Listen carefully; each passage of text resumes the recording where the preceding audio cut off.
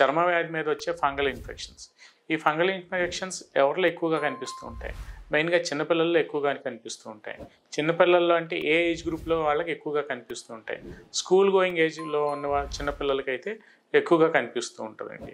So, ఎందుకు ఈ చిన్నపిల్లల్లో ఈ ప్రాబ్లమ్ ఈ స్కూల్ గోయింగ్ పిల్లల్లో కనిపిస్తూ ఉంటదంటే, జనరల్‌గా ఏదైనా సరే ఒకళ్ళకి పక్కన ఉండే పిల్లలకి వాళ్ళకి ఇట్లాంటి problems skin disease related problems ఏమన్నా ఉంటే తొందరగా ఒకళ్ళ నుంచి ఒకళ్ళకి ట్రాన్స్మిట్ అయ్యే ఛాన్స్ అయితే ఎక్కువగా ఉంటుందండి. ఈ ఫంగల్ ఇన్ఫెక్షన్స్ అనగానే జనరల్‌గా పానిక్ అయిపోయి భయపడిపోతూ ఉంటారు పేరెంట్స్.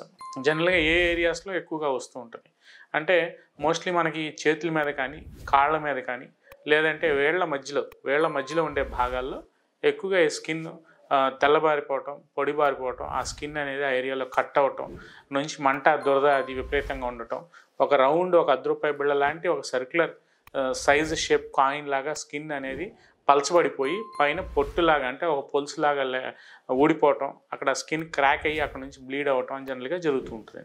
సో, ఈ రాగానే జనరల్‌గా కొంతమందిలో ఏంటంటే పెద్ద పెద్ద మచ్చల్లాగా వస్తూ ఉంటాయి. సర్క్యులర్ ప్యాచెస్ లాగా వస్తూ ఉంటాయి.